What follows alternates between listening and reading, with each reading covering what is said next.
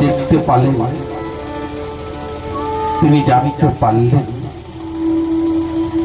যে কংসের অত্যন্ত গায়ে বল। বাবা, দুষ্ট কিন্তু দুষ্টকে জলদি চিনতে পারে না। ধ্যান দেবেন। ও মা, যিনি বই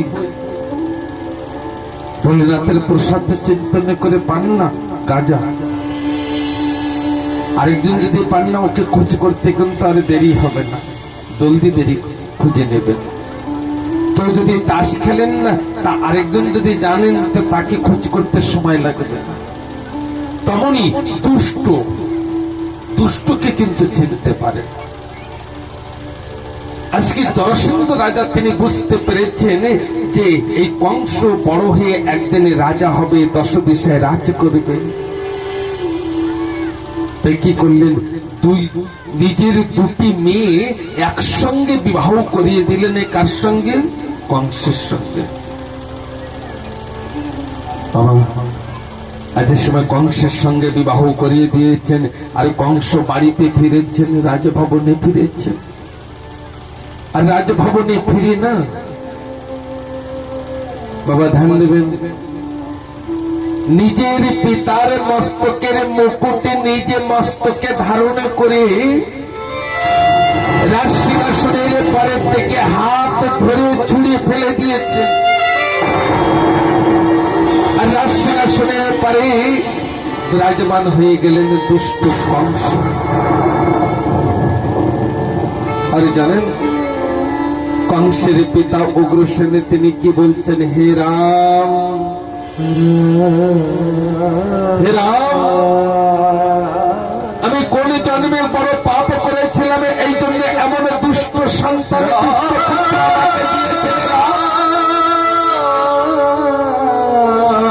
ভগবান, আমি কি পাপ করেছি? দুষ্ট কংস তিনি রাজসিংহাসনের পরে বিরাজমান হয়ে ওই রাক্ষসদের আদেশ দিচ্ছেন, যাও আমার পিতা উগ্রসেনকে কালকুটির ভিতরে বন্ধ করে দাও। আর এই পৃথিবীতে যেখানে যেখানে শ্রীহরির তপ করছেন যেসব ঋষিগণ, সেসব তছনছ করে দিয়ে এসো। যদি কেউ না মানে তাকে হত্যা করো আর কালকুঠির ভিতরে বন্ধ করো, কিন্তু শ্রীহরির তপ যেন কেউ না করে এই পৃথিবীতে। ও ভাইয়া, জানেন পৃথিবীতে যত ঋষিগণ ছিলেন, লাখো লাখো বছর ধরে তপ করেছেন, সেই সব ঋষিগণ সকলে না ওই শ্রীহরির নাম আর করতে পারছেন না। কেননা রাক্ষস গণে তান্ডা অত্যাচার শুরু করেছে। একটি গোপন কথা বলবো বাবা, এই যে কংস, রাক্ষস যা কিছু দেখেন না, এগুলো যে সময় নিজের ভিতরে নিজে নিয়ে নেবেন না যে আমার ভিতরেও কংস আছে, তবে একটি আনন্দ অনুভব করবেন। ও মা, গল্প করলে হবে না মা, গল্প করলে হবে না। আজকের সমস্ত ঋষিগণে লাখ লক্ষ বছর ধরে তপ করছেন, যেসব ঋষিগণ সকলে দাঁড়িয়ে দাঁড়িয়ে বিভোর হয়ে কাঁদছে। এমনকি স্বর্গ থেকে আকাশ মার্গে দাঁড়িয়ে সমস্ত দেবতাগণে ওই কংসের তাড়নায়, কংসের অত্যাচারে অত্যন্ত দাঁড়িয়ে দাঁড়িয়ে কাঁদছে। এমনকি ধর্ম অথবা ধরতি মাতা দাঁড়িয়ে দাঁড়িয়ে কাঁদছেন যে কংসের পাপ এত বেড়েছে, আমি আর সহ্য করতে পারছি না, আমি আর ধারণ করতে পারছি না। এই ধরতি মাতা দাঁড়িয়ে দাঁড়িয়ে কাঁদছে। সমস্ত ঋষিগণ, দেবতাগণ, ধর্ম ধরতি মাতা সকলে না একটি যুক্তি করলেন, একটু পরামর্শ করলেন, চলো আমরা সকলেই ব্রহ্মার কাছে যাই। আরে নারদ মুনিকে নিয়ে সমস্ত দেবতাগণে ঋষিগণে লাখ লাখ বছর ধরে তপ করেছেন, যেসব ঋষিগণ সকলেই চলেছেন সেই সত্য লোকে। বাবা, সত্যলোকে কে থাকেন? ব্রহ্মা। ব্রহ্মার কাছে গিয়ে ওই নারদ মুনি সমস্ত ঋষিগণ দুই হাতে জোড় করে বলছেন, হে ঋষিগণ, হে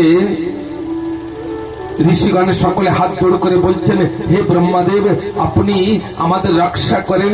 আমরা সেই শ্রীহরির গুণাগুণী কীর্তন করতে পারছি না, আমরা সেই শ্রীহরিকে ডাকতে পারছি না, দুষ্ট কংসের অত্যাচার বেড়েছে। বাবা ব্রহ্মা কি বললেন? আমার হাতে কিছুই নাই, আমি ওই কংসকে কিছুই করতে পারবো না, আমার হাতে কিছুই নাই। নারদ মুনি বলছেন, তাহলে কার হাতে আছে? কোথায় গেলে আমরা শান্তি পাবো, আনন্দ পাবো, আর এই দুষ্ট কংসের থেকে আমরা রক্ষা পাবো, এমন কোন স্থান আছে? ব্রহ্মা বলছেন, কৈলাসপতি ভোলেনাথ কিছু করতে পারবে। আর এমন সময় ওই সমস্ত দেবতাগণ, ব্রহ্মা আর নারদ মুনি সকলে কৈলাসে চলে গিয়েছেন কৈলাসপতি ভোলেনাথের কাছে। আর সকলে যে বলছেন, কৈলাসপতি কি? আচ্ছা, মাঝে মাঝে হাত কেন উঁচু করতে হয়? অনেকে কিন্তু উঁচু করেন না, আর অনেকে উঁচু করেন, মানে কি জানেন? কোন কোন সময় দেখবেন মোবাইলের না ব্যাটারি যদি না থাকে না, তা কারেন্টে লাগিয়ে ব্যাটারি চার্জ করে নেয়। তেমনি দুই হাত উঁচু করে যে সময় রাধে রাধে বলবেন না, তা সে সময় ভিতরে না এনার্জি এসে যায়। অনেক সময় দেখবেন অনেকে না খুঁটি খোঁজ করে, হেলাম দেওয়ার জন্য ওখানে বসে আরাম করে ঘুম করবে, আর অনেকে হা করতে থাকেন। তা যে সময় ওই রাধে রাধে বলবেন না, ঘুম আলস্য সব দূরে চলে যাবে, এনার্জি চলে আসবে। বিশ্বাস করছেন না? দুই হাতে চোখে একবার বলুন না, রাধে রাধে।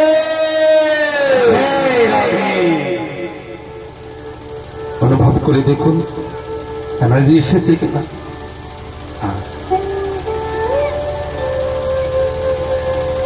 এমন সময় ভোলেনাথ তিনি বলছেন, হে ব্রহ্মাদেব, এই ঋষিদের নিয়ে, দেবতাদের নিয়ে, নারদ মুনিকে নিয়ে কেন এসেছেন, আদেশ করুন। ব্রহ্মা বলছেন, কংসের অত্যাচার বেড়েছে, এই জন্য লাখ লাখ বছর ধরে তপ করছেন। যেসব ঋষিগণ হরিনাম করতে পারছেন না, সেই তপ করতে পারছেন না। ও মা, আমরাও কিন্তু তপ করতে পারি না, আমরাও কিন্তু ঠাকুরকে ডাকতে পারি না। আর যে সময় ডাকি না, সেই সময় কংসের ওই যে জানরা রাক্ষস না, ওনারা কিন্তু ডাকতেই দেন না। আর রাক্ষসকে আমাদের ভিতরে এই কথাগুলোকে আমি বলবো, আমাদের ভিতরে আমাদের মনকে কেন স্থির হয় না, কারণটা কি? আমাদের ভিতরে যে আমরা সেই শ্রীহরিকে যে সময় ডাকতে যাই, সেই সময় কংসের পাঠানো যত রাক্ষস, তারা আমাদের সেই শ্রীহরির নাম তপ করতে দেন না, কারণটা কি? কে সে রাক্ষস? যদি একটু মন দিয়ে কথাকে শ্রবণ করেন না, তা প্রত্যেক বছর ভাগবতে কথা শ্রবণ করার কোনো প্রয়োজন নেই, একবারেই অনেকটা শ্রবণ হয়ে যাবে। আজকে না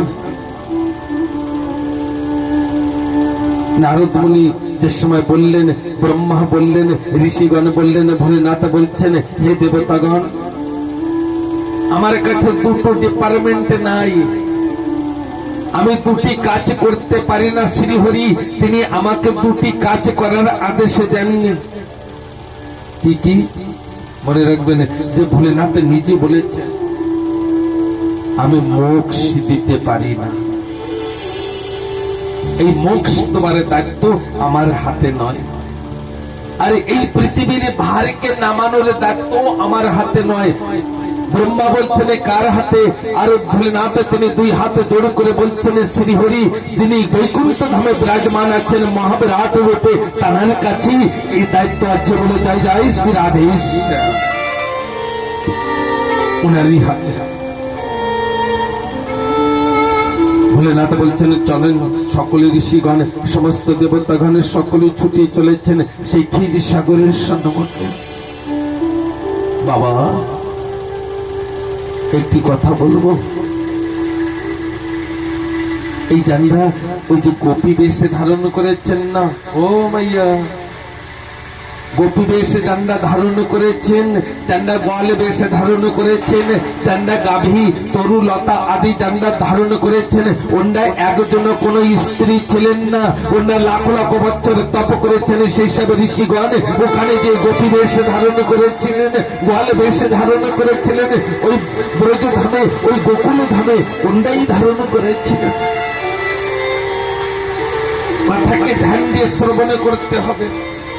অনেকে কৃষ্ণকে নিন্দা করেন না যে উনি রাসলীলা করেছেন পরের স্ত্রী নিয়ে, না না, ও কোন স্ত্রী ছিলেন না, ও লাখ লাখ বছর তপ করেছেন যেসব ঋষিগণ, সেই সব ঋষিগণ ওখানে গিয়েছে।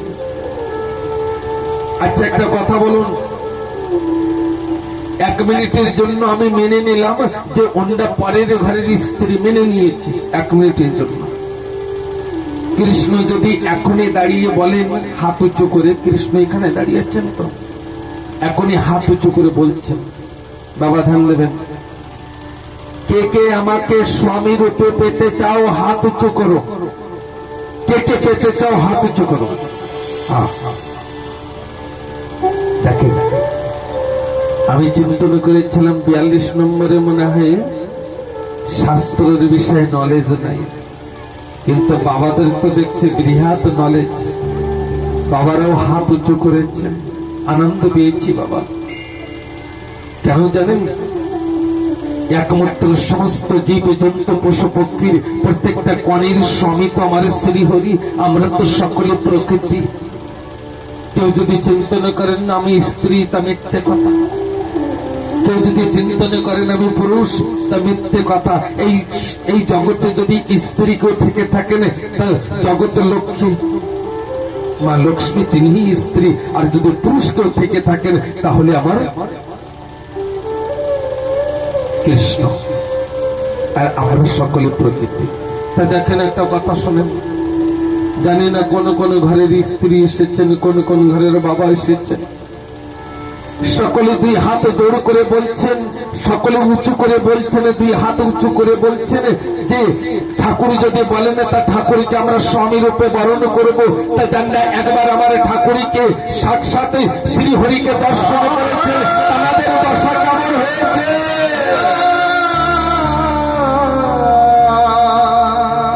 গোবিন্দকে আমরা কোনোদিনই দেখি নাই, জানার বিষয়ে আমরা জানি না, একটু শুনেছি কৃষ্ণ আর তার নাম শুনে বাড়ির সন্তান ছেলে মেয়ে স্বামী সকলকে ঘরে দরজা ছেড়ে এখানে এসে বসেছি সেই হরির শ্রী হরির চরণে পাওয়ার লোভে, সেই ঠাকুরের চরণে পাওয়ার লোভে। এই জন্য কোনদিনও যদি ঠাকুরের নিন্দা কেউ করেন তাকে কখনো নিন্দাকে শ্রবণ করবেন না। আমার শ্রী হরির বিষয় জানতে গেলে লাখ লাখ বছর তপ করার পরেও ওই ঋষিগণ উনি সন্ধান পান না, দর্শন তো দূরে থাক। আর এই জন্মে 2 দিনে জন্মগ্রহণ করে দুঃখনে বই পড়ে যদি বলেন যে কৃষ্ণ খারাপ, কৃষ্ণ খারাপ, জানেন আজকাল না আমার ঠাকুরের বিষয়ে এমনই কথা ওই মোবাইলে আসছে না, সেসব কথা শ্রবণই করা যায় না। আমাদের বাঙালি সমাজে বাঙালি অনেক ভাইরাও এইভাবে টিপকানি করছে। আজকে তো ইউটিউবে চলছে না, এখানে কেউ এও বলছেন যে কৃষ্ণ নাকি অসুর, কৃষ্ণ নাকি অসুর। যিনি বলেছেন ওনার বাবা অসুর তা উনি জানেন না, আর ও অসুরের থেকে ওইটি জন্মগ্রহণ করেছেন তো ও জানেন না। যিনি এইসব কথাবার্তা বলেন না, ঠাকুরকে অসুর বলছেন, অসুরের অর্থই জানেন না। আরে এমন ভাবে যদি কেউ টিপকানি করেন আপনার ঠাকুরের প্রতি, আপনার গোবিন্দর প্রতি, তার পরে তাদের কথাকে কখনো শ্রবণ করবে। যদি ধরাধামে যদি কলি জন্ম নিয়ে থাকে না, তো যিনি আমার ঠাকুরই তো অসুর বলেছেন, ওইটি হচ্ছে মহাকলি। আমার কৃষ্ণকে যিনি অসুর বলেছেন, অসুরের অর্থই না উনি জীবনে কোনোদিন লেখাপড়াই জানেননি, করেননি। আবার অসুরকে আবার মানে উত্তর বলে দিচ্ছেন। যাই হোক, ওই ঠাকুরই তিনি কি করে ওই ক্ষীর সাগরের সম্মুখে যে সমস্ত ঋষিগণের ব্রহ্মা ভোলেনাথ আদি সকলেই যে ওখানে দেবতাগণের সকলেই ক্ষীর সাগরে দুই হাত জোড় করে শ্রীহরিকে ডাকছেন। কি বলছেন? হে শ্রীহরি, আপনি আসুন, ধরাধামে জন্মগ্রহণ করেন। আর আমাদের জীবনে কংস জন্মগ্রহণ করেছে, আমাদের জীবনে অসুর জন্মগ্রহণ করে আমাদের অত্যাচার শুরু করেছে। আমরা সেই শ্রীহরিকে ডাকতে পারছি না, সেই শ্রীহরিকে ডাকতে পারছি না। আপনি আসুন। আপনারাও কি যাবেন নাকি ক্ষীরসাগরে? যে আজকের 42 নম্বরে এখানে আসেন, আপনি জন্মগ্রহণ করুন। আর আমাদের জীবনে যত বিপত্তি আছে, যত অসুর আছে, যত কংস আছে, তাকে হত্যা করেন, বধ করেন, সেই শ্রীহরির চরণে আমরা যেন যেতে পারি। যদি যান তাহলে হাত উঁচু করে বলুন না, যদি যান তাহলে হাত উঁচু করে বলেন কে কে যাবেন।